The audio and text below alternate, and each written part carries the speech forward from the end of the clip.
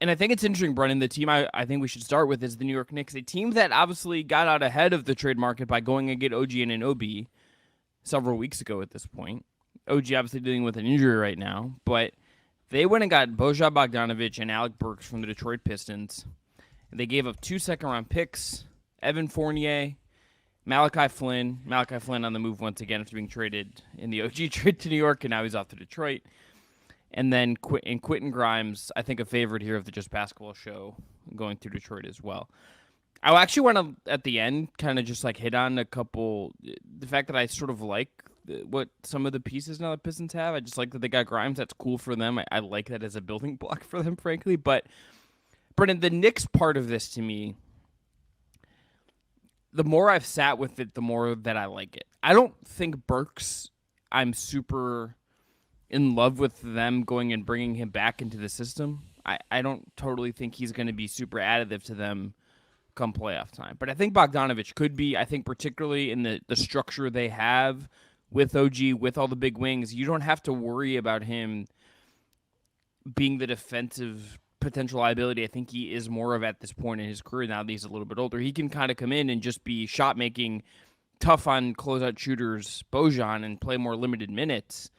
That's a pretty good role for what he is at this stage in this age. This team clearly has an identity. They're big everywhere. Jalen Brunson is going to continue to have to be the one pulling out the strings in a real way. Burks is going to provide a certain more Emmanuel Quickley-esque kind of scoring punch if he's going to provide anything for this group. But I feel like here they doubled down on their strengths. The Knicks didn't try to change what is going on here. The Knicks use the deadline to reinforce what already works.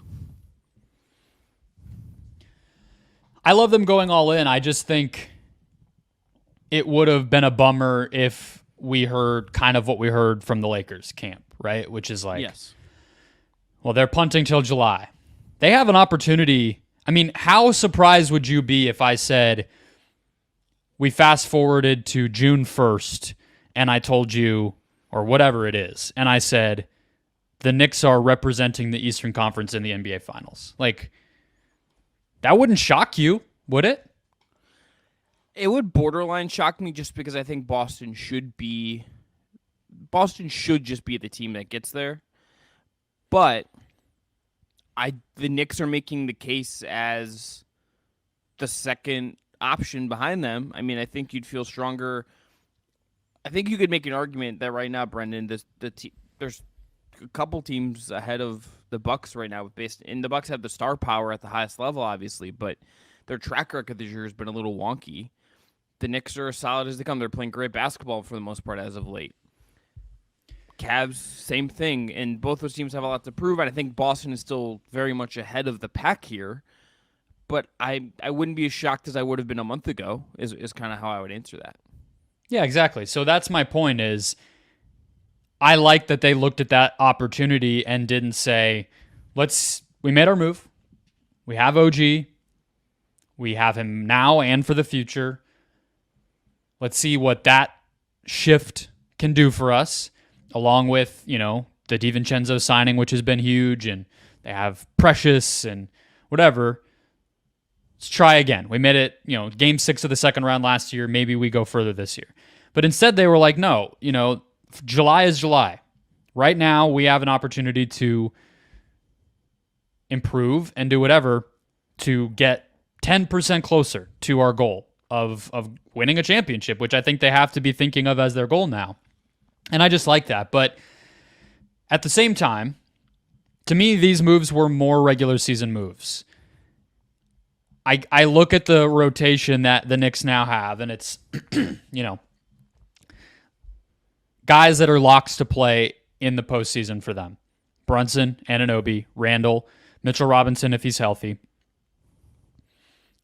I would probably put Josh Hart and Josh Hart on that list and DiVincenzo on that list if not for anything other than their defense, perimeter-wise. So we're already like most of the way to what their final set of guys will be for a big postseason game. Like, how many minutes does Bogdanovic play in a game 7 in the second round? Is it more than 0? Yeah, I think so. I Okay. think there's. I What think he's what just role a do you better- think he plays for them? I just think there's going to be a need for him as the shooter, as kind of a tough guy. I just think it's a lever you can pull if the series dictates it. Like, is it a lock, Brendon, that he plays a heavy amount of minutes? No, but I think if they get in certain series and series flow a certain way, this gives them optionality at the very least. Like, or if Flows Julius what kind of way? Flow Well, like the if you it's look the at off- no, no. matchups, if you look at their roster before this, like that's what I'm saying is if they had gotten like a guy who was exactly like Quickly, that would have made perfect sense to me. But I guess I'm almost looking at the point you made before of that they're doubling down on some of their pre-existing strengths, and that to me makes it less of a lock that these moves are needle movers. I'm not even 100% like sure how much of a needle mover it is, but I think if you get this guy who is just a proven shot maker who you can fit pretty cleanly with Brunson. And I think the way I look at it is there's going to be times in the playoffs, Brennan, whether no matter who they play, that they're going to see 2 on the ball against Brunson in the playoffs. The obvious counter to that is to put as much shooting around Brunson as you possibly can. There's going to be moments in the series. Julius Randle's had a great year.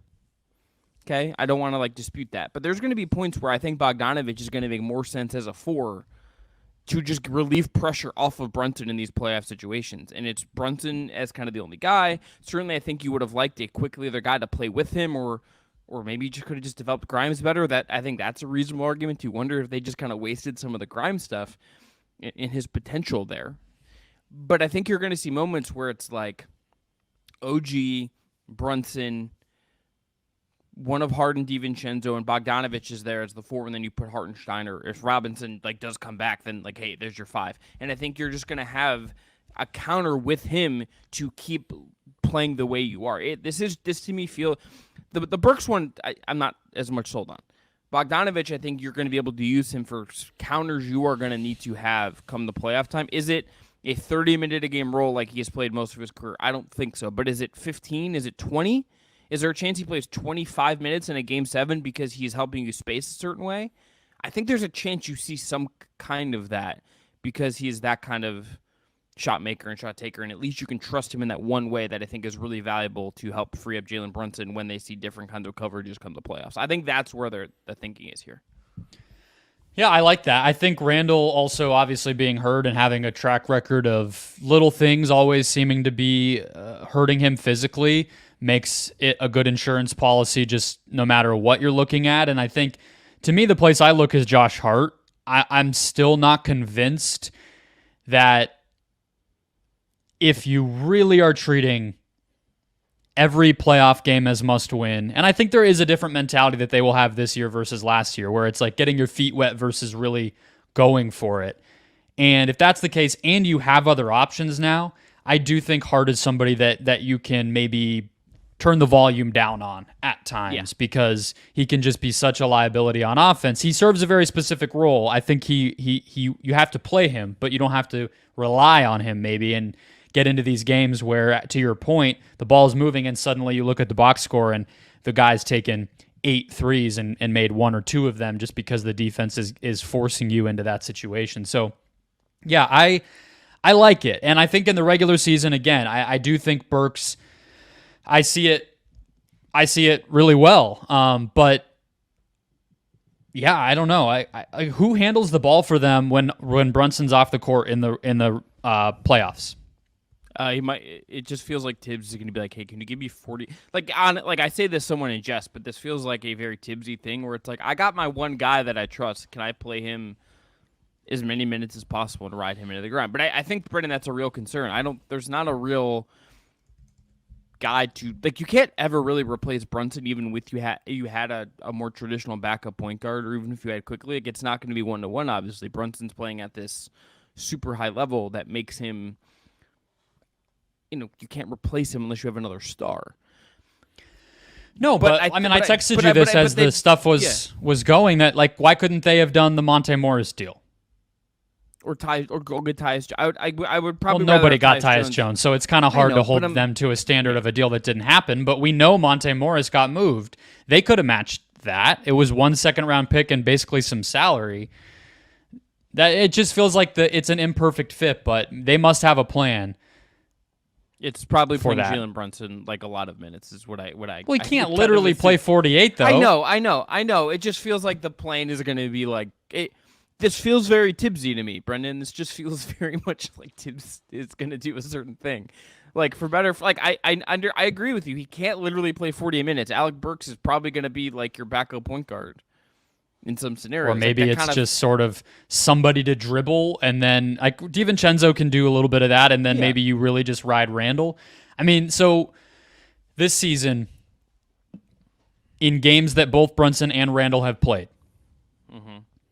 Brunson off, Randall on, 191 minutes.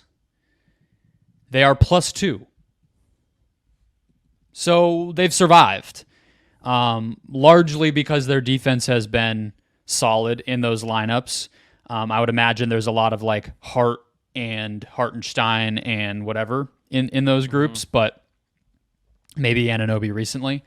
But that's kind of what you're looking for. If you're getting a +2 net rating out of the Brunson off minutes in the playoffs, you're probably winning a lot of games. So maybe it's not a huge problem, but I do just think like there were solutions to that problem, even if you think of it as a small problem. And instead they were like, well, let's get Alec Burks because he's on the team we're already negotiating with and we've had him in the building before. It just feels a little funny, but I agree. The Bogdanovic one is much more important. Can we switch to the Grimes part of this? Yeah. So what do you? I just want to say I do like his fit in Detroit. If they're doing what they are doing, and adding just another piece, and it's Cade, and it's their Thompson twin, and it's Jalen Duren, and it's like I still think they're a ways away from having this figured out. Wait a second. But Brendon, I believe you that you do know, but do you know which Thompson twin is on which team? Was that? No, this here's the thing. This has been so many names I've looked at today that I'm generally like I'm double checking myself. It's Oscar Thompson. Amen Thompson is on the Rockets. This has been Brendon. There's been so many names I've read today. Like I forgot about that Ryan Arcidiacono was like in the league, much less that he was on the Celtics at one point. Like there's just a lot of things that I forgot today that it's okay. I just am a big Thompson twin believer, so I need the respect on their names on this show. And you called him their Thompson twin as if he doesn't have a first name. So I just needed the clarity. I like this bit of like if the Pistons were going to do this, I like getting a guy like Grimes on their team. We don't exactly know what that Pistons team is doing, but they got a guy that I really like, and I think you really like, and I think whatever comes next for them, that's the kind of guy that A, he should be more empowered now, and B, I think can get better in a new situation. It's a little disappointing to me of how this ends with him in the Knicks because I think the ceiling for him was higher than it ever. I think there's more they could have gotten out of him that they just never did, or Tibbs never did. Yeah, depending on how you want to frame that, but I do like this as a get for the Pistons. If you're actually going to make moves in your Detroit, I like getting someone like Grimes and not just getting some picks and or at least they didn't get another center or anything like that.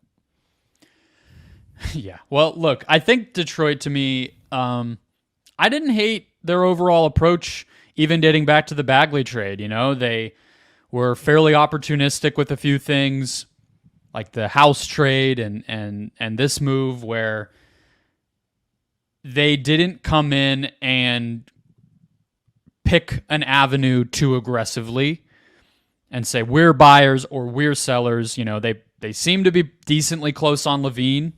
That would have been somewhat of a buy, but that didn't prevent them from saying we don't need Alec Burks and Bojan Bogdanovic on our team. Yeah. And I think also the deal that they got for Bagley, I think they had to give up at least 1 second in that to get off of him, but I think Muscala and Gallinari can play. Like Gallinari can kind of fill a lot of what Bogdanovic was doing for them, frankly, as a veteran shooter who doesn't make like huge mistakes on offense. He's already been playing, just fill those minutes in. And so to come out of this with some extra assets and especially Grimes, I think is not terrible. But Grimes is exactly the type of guy I think you want next to Cade Cunningham. Personally, just somebody with decent size who competes on defense and can make open shots. Like that's the rubric. That's the recipe for building around a star creator like Cade, which I'm still going to call Cade Cunningham that for the foreseeable future. We'll see if that title ends up being accurate or not. But if that's still the goal for them, which it is, build around him. I think Grimes is a great guy to get back for two vets that you had no need for. I can the two first round pick stuff for Bogdanovic and all that was always stupid. So if you had told me even last deadline, hey, they're going to get some seconds and Grimes, I'd be like, great, perfect. Get rid of Bogdanovic today. So it took a while. They got there, but I like the moves, and hopefully they can get a little more stable as far as what their long-term plan is. I wanted them to trade Isaiah Stewart personally, but that's all right. Couldn't agree more with that part of it. Is it a failing on the Knicks at all, Brendon, to have to trade Grimes in this way? He wasn't part of a bigger star package. He wasn't part of he wasn't even part of the OG trade, which he didn't need to be, but he wasn't. Is this kind of return that is sort of a reinforce the team, nothing super splashy? Is that say something about how the Knicks did or did not? Phil Grimes, and I have seen the post where it is like all the Knicks like young guys that they developed. They've all been excised now, and he was the last one. It's still only Barrett as far as first round picks to re-sign for like the past 20 years, and then they got rid of Barrett too. They trade Obi Toppin last summer. They trade Barrett and Quickly for OG. Now they trade Grimes here. I guess the way that I would put it is this. I think that they had already sunk his value to the point that thinking that he would be the centerpiece of some sort of star move is a little bit silly anyway. So, whatever status he held when he was like the crown jewel of Donovan Mitchell talks, he's not that anymore. That was 2 years ago. So the fact that you're trading him now doesn't mean you're trading that guy. You're trading what he is now, which was a depleted asset because he didn't seem to jive with Tom Thibodeau. He had lost his place in the starting lineup and wasn't getting a ton of minutes, and him developing did not seem to be a priority of theirs. That said, like it comes at you fast with this stuff in terms of team building in the NBA. It's not that far between September 22, we're talking about Donovan Mitchell, and we have a package that could easily outbid anybody, to all of our guys are making $10+ million. We have no more picks and we have no more young talent. I'm not saying they're there, but it happens very fast. So to me, the best thing you would say is that they've won or done a good job in all these trades. It's not like they've spoiled these assets on trades that look really stupid. So it obviously makes it easier to stomach that. And all of this, Chris, in my opinion, is a lot easier when you sign a guy who suddenly becomes a bona fide number one on a championship team, which is what I believe Jalen Brunson can be, for $26 million. You're paying him $26 million, and he's going to get MVP votes. So you can do a lot of stuff that other teams can't afford to do because of that. Last thing we'll say, at least what we can say in the Knicks here, the most interesting race to me in the NBA now for the playoffs is who gets the 2 seed in the East. That's going to have a lot of value. That will be a potential home court in the second round. And there's 3 teams they're running for: Cleveland, Milwaukee, New York. How those teams sort themselves out, who comes out ahead, who actually gets that, and frankly, who also doesn't finish fourth. If I would take third over fourth just to be on the opposite side of Boston. That race behind Boston, ahead of Philly and Indiana and Miami and all those teams, the number one, I think, most interesting race down the stretch as far as an actual definitive seed goes. And there's a lot of other stuff in the West as well, but that to me is the one. It's going to be very, very valuable. And if the Knicks pull it off, they could owe it in part to this deadline.